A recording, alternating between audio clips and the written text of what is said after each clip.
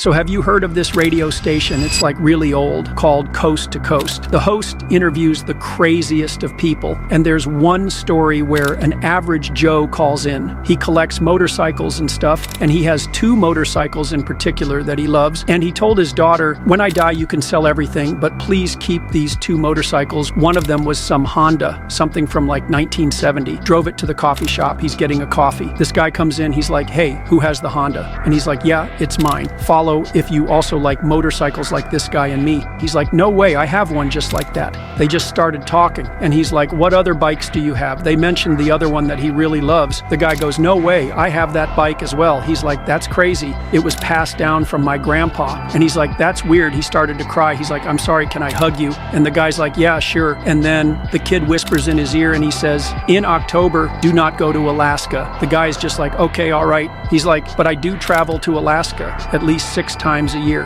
And he's like, that's it. That's all I need to say. And he's like, it was really nice meeting you. And then he left. He's like, this is really weird. I don't know if it was the sun reflecting off of something or what, but he saw a flash and he couldn't find the kid. And so he's like kind of convinced that it was his grandson, just time traveling. That can't be a coincidence. It sounds too real to just be a coincidence.